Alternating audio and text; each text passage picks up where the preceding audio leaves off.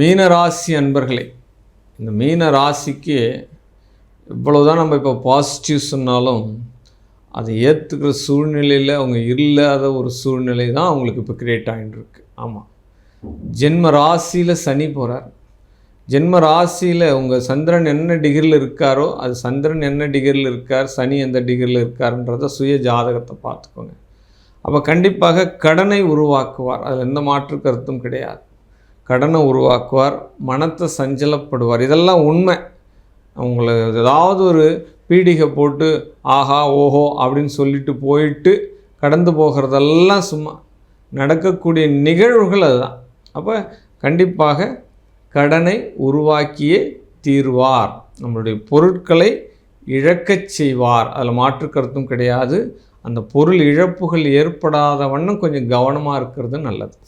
7ஆம் இடத்தில் இருக்கக்கூடிய செவ்வாய் இந்த மாதத்தினுடைய பிற்பகுதி 8ஆம் இடத்துக்கு வர்றது அந்த கடன்கள் எல்லாமே நேர் பண்ணுறதுக்கு உண்டான சூழ்நிலையாக மாறும்.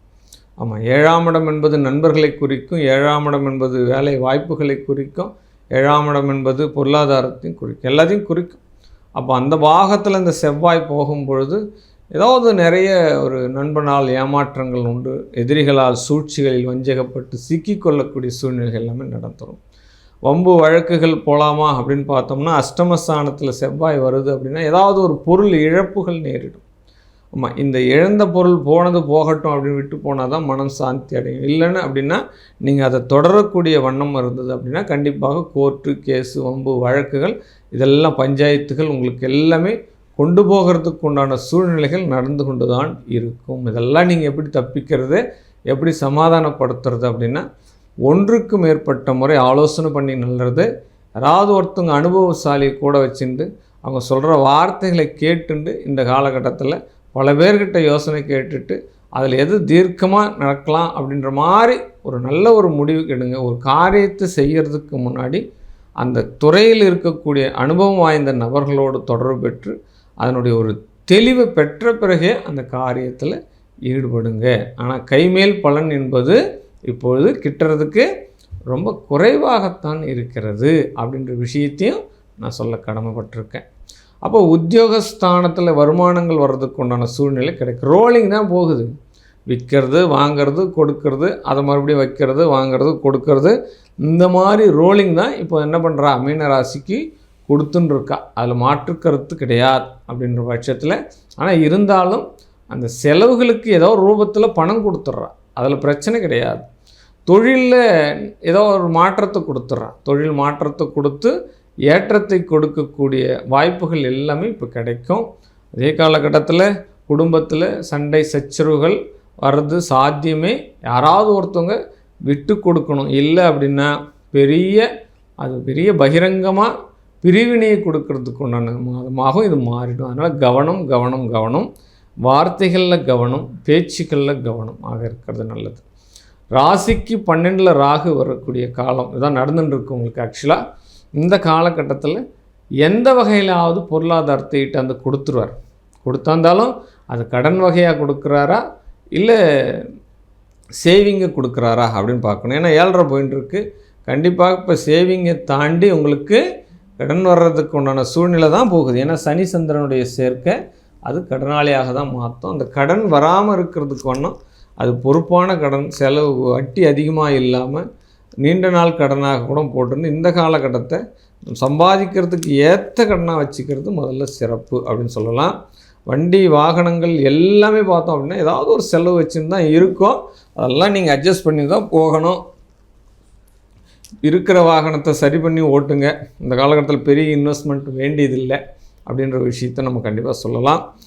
மாதவிடாய் கோளாறு உள்ள பெண்கள் அவங்களுக்கு எல்லாம் என்ன பண்ணலாம் அப்படின்னா ஏதாவது ஒரு லக்ஷ்மி பூஜை, மகாலட்சுமி பூஜை, தனலட்சுமி பூஜை, அப்போ சூரிய நமஸ்காரம் பண்ணுங்கள். டெய்லி காலையில் எழுந்து ஃப்ரெஷ்அப் ஆகிட்டு சூரிய நமஸ்காரம் பண்ணுங்கள். இந்த மாதவிடாய் கோளாறுலேருந்து வெளில வர்றதுக்கு உண்டான சூழ்நிலைகள்லாம் இந்த பெண்கள் இங்கே பார்த்துக்கலாம்.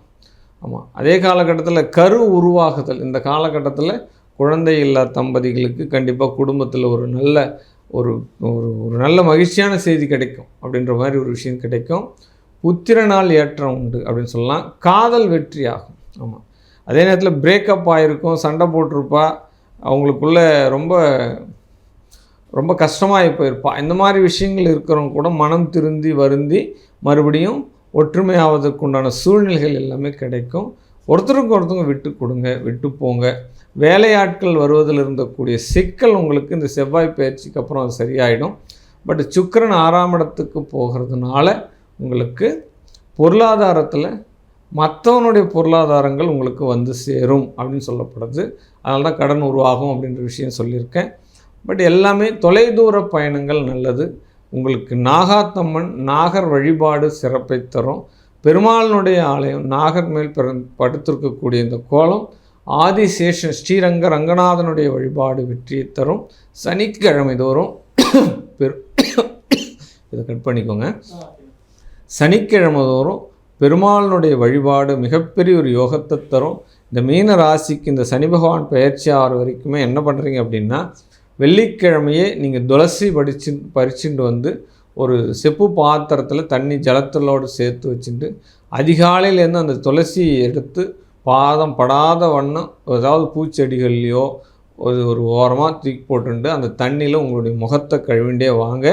இந்த சனியினுடைய தாக்கத்திலிருந்து குறைச்சிடலாம். சனிக்கிழமை குடல் சுத்தமாக, அதாவது சாப்பிட்றதுக்கு முன்னாடி பெருமாளை சேவார்த்தி பண்ணிவிட்டு இல்லை அனுமனை சேவார்த்தி பண்ணிவிட்டு உங்களுடைய தினசரி வாழ்க்கையை இதை வந்து கண்டினியூ பண்ணுங்கள். சனி பயிற்சி வரைக்குமே அனைத்து விஷயங்களும் உங்களுக்கு வெற்றியை தரும். வாழ்க வாழ்க வாழ்க. அன்பர்கள் அனைவருக்குமே ஒவ்வொரு மாதமும் இந்த சொல்லக்கூடிய இந்த மாத கிரகங்களுடைய ப்ரொடக்ஷன் பொதுவான பலன்கள் தான். இப்போ சுய ஜாதகத்தில் உங்களுடைய ஜனன ஜாதகம், பிறந்த தேதி, பிறந்த நேரம், பிறந்த இடம், இதை அனுப்பிச்சு உங்களுடைய சுய ஜாதகத்தை நீங்கள் தெரிஞ்சுக்கலாம். இன்னொரு விஷயம் என்னென்னா, நாம் ஒரு ப்ரொடக்ஷன் பண்ணிட்டுருக்கோம். உங்களுடைய ஜாதக தசா புத்தி மைனஸ் ஆர் ப்ளஸ் எந்த ஒரு சூழ்நிலை இருந்தாலும் உங்களுடைய ஜாதகத்தை யோக ஜாதகமாக மாற்றுவதற்கு உண்டான ஒரு பரிகார முறைகளை நாங்கள் தொடர்ச்சியாக பண்ணிட்டு வரோம். உங்களுடைய ஜாதகத்தை செப்பேடுகளில் எழுதி அது ஒரு 48 days பீஜ மந்திரங்களால் அந்த ஜாதகத்தை உங்களுக்கு ஆராதனை பண்ணி உங்களுடைய வீட்டுக்கு நாங்கள் அனுப்பி வைக்கிறோம். இதுக்கு சில குருதட்சிணைகள் இருக்குது. அதை நீங்கள் தனிப்பட்ட முறையில் என்னுடைய வாட்ஸ்அப்பில் நீங்கள் தொடர்பு பெற்று தெரிஞ்சுக்கலாம். இந்த அமைப்புகளை நாங்கள் தொடர்ச்சியாக செஞ்சுட்டு வரோம். ஒவ்வொரு மனிதனுடைய வாழ்க்கையிலும் கண்டிப்பாக பொருளாதாரம் முக்கியம், வெற்றி முக்கியம்.